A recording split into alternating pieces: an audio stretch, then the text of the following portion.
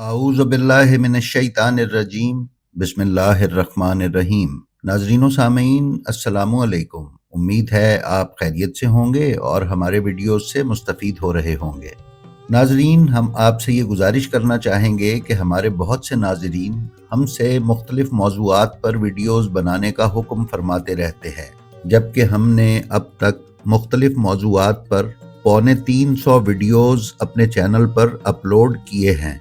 हमारी आपसे दरख्वास्त है कि आप हमारे साबका वीडियो ज़रूर मुलाहिज़ा फरमाया करें और हमारी प्ले लिस्ट से इस्तिफ़ादा कर लिया करें। तो नाज़रीन, आज का जो वाक़या हम आपकी खिदमत में लेकर हाजिर हुए हैं वो इमाम जाफ़र सादिक अलैहिस्सलाम से ताल्लुक़ रखता है।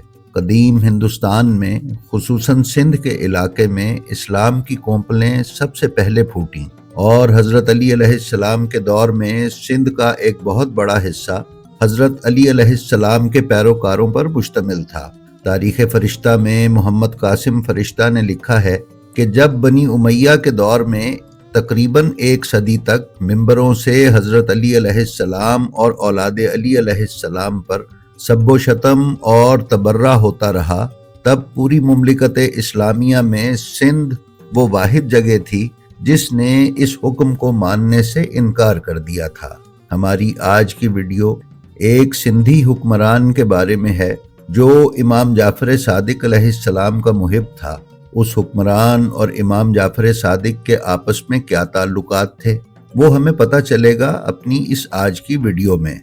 लिहाजा हमारी आपसे ये दरख्वास्त है कि हमारी इस वीडियो को आप आखिर तक देखिए। तो चलिए चलते हैं अपनी आज की वीडियो पर। नाज़रीन, ये वाक़या जो हम आपसे बयान करेंगे किताब अल खराइज वल जराए की जिल्द नंबर 2 और मदीनातुल मुआजिज़ के उर्दू तर्जुमे की जिल्द नंबर 100 के सफ़ा 94 पर मुलाहिज़ा किया जा सकता है, जिसकी तफसील कुछ यूँ है कि ख्वाजा अबा सल्त हरवी ने इमाम अली रज़ा अलैहिस्सलाम से रिवायत की। आपने फरमाया कि मेरे वालिद माजिद इमाम मूसा काज़िम अलैहिस्सलाम ने मुझसे बयान किया कि एक मर्तबा मैं अपने वालिद माजिद अलैहिस्सलाम के पास बैठा हुआ था, यानी मैं इमाम जाफ़र सादिक अलैहिस्सलाम के पास बैठा हुआ था कि हमारे दोस्तों में से एक शख्स आया और उसने कहा कि दरवाजे पर बहुत से सवार खड़े हैं और वो आपसे मिलने के ख्वाहिशमंद हैं।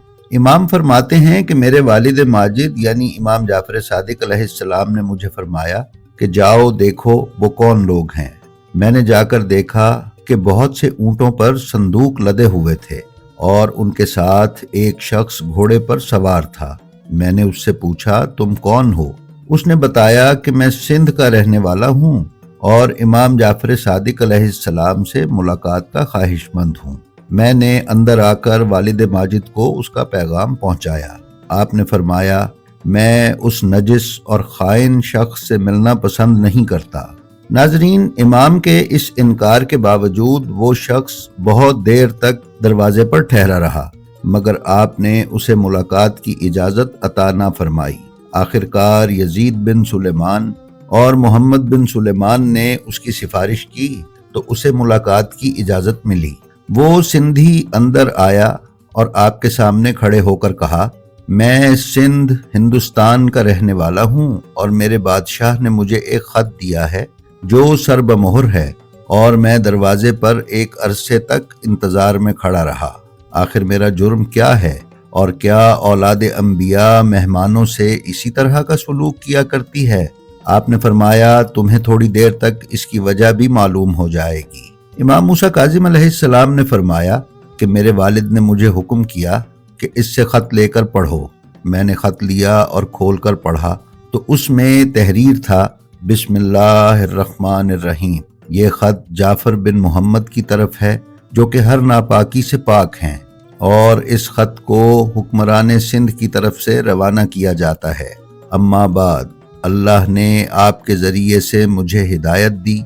मेरे पास एक कनीज़ है, ऐसी हसीन व जमील कनीज़ जो मैंने कभी नहीं देखी, और मैं ये समझता हूँ कि ये सिर्फ आप ही के काबिल है, इसलिए मैं आपको ये कनीज़ हदिया कर रहा हूँ। मैं इसके साथ बहुत से जेवरात और जवाहरात भी भेज रहा हूँ और इसके भेजने के लिए मैंने बड़ी एहतियात से काम लिया है।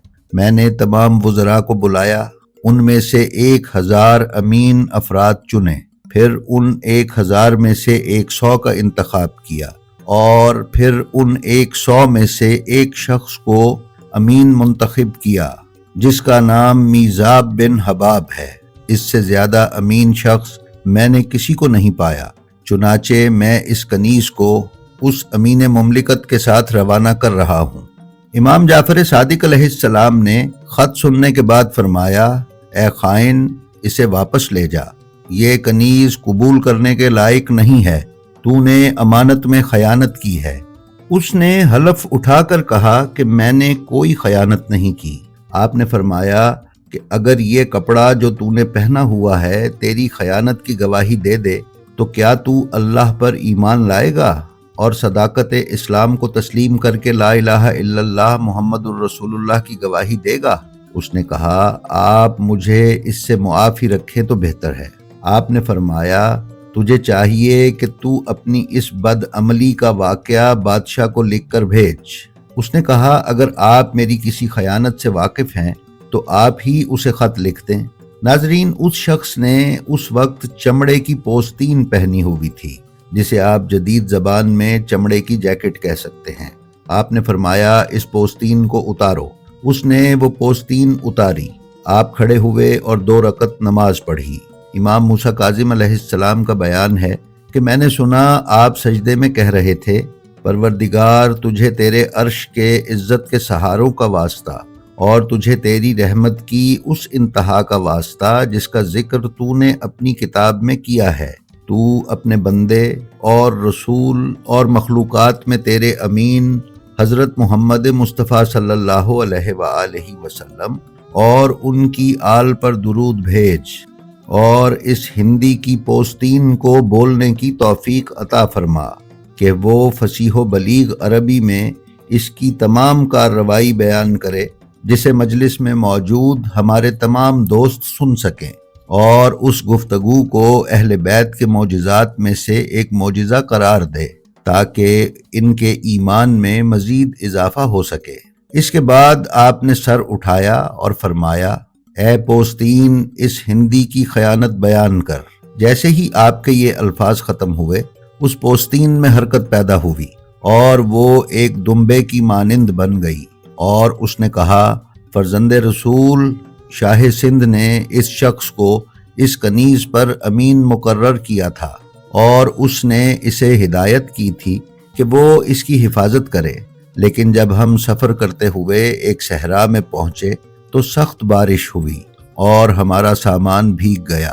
جب بارش رکی اور مطلع صاف ہوا اور سورج نکل آیا تو اس نے اس خادم کو بلایا جو اس کنیز کی خدمت پر مامور تھا، اور اس کا نام بشر ہے، اور اس نے اس سے کہا کہ تم نزدیکی قصبے میں جاؤ اور وہاں سے خورد و نوش کا کچھ سامان لے آؤ۔ اس کا حکم سن کر وہ نوکر قصبے کی طرف روانہ ہوا۔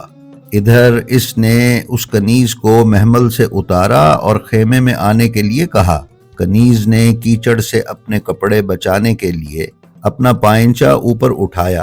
اس بددیانت کی نظر اس کی پنڈلی پر پڑی تو اس نے کنیز کو دعوت گناہ دی اور کنیز بھی راضی ہو گئی، چنانچہ اس نے امانت میں خیانت کی۔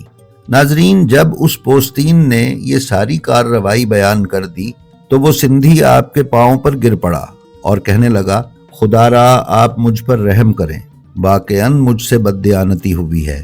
اس کے اس اقرار جرم کے بعد وہ پوستین اپنی حالت پر واپس آ گئی۔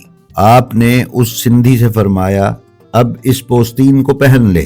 سندھی نے جیسے ہی وہ پوستین پہنی، وہ اس کے گلے میں چپک گئی، جس سے اس کا سانس گھٹنے لگا اور اس کا چہرہ سیاہ ہو گیا۔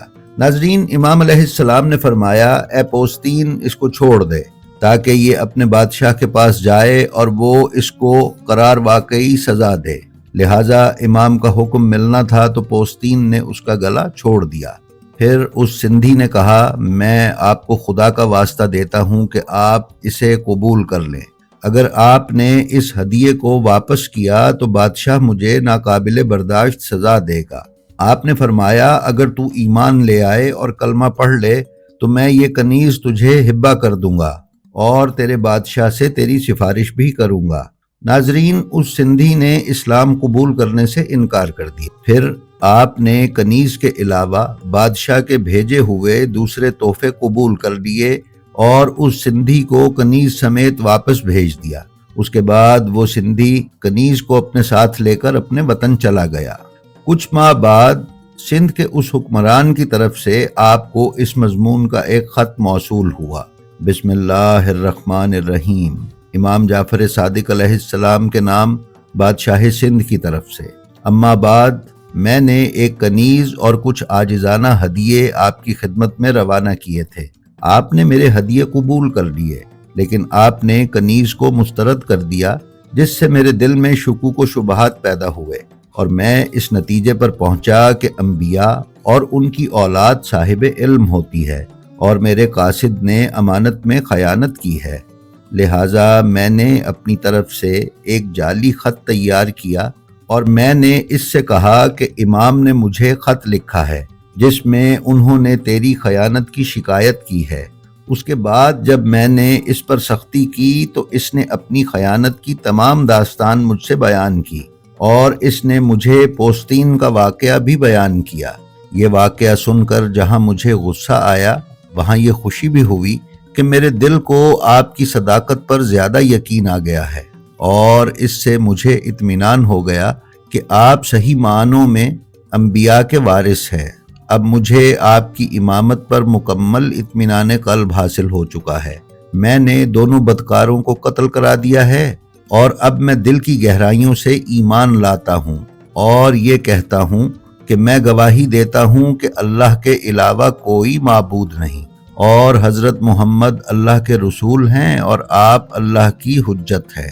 ناظرین، کتاب میں بیان کیا گیا ہے کہ کچھ عرصے کے بعد سندھ کا وہ حکمران ترک وطن کر کے امام کی خدمت میں حاضر ہوا، اور ہمیشہ کے لیے اس نے آپ کے پاس رہائش اختیار کر لی۔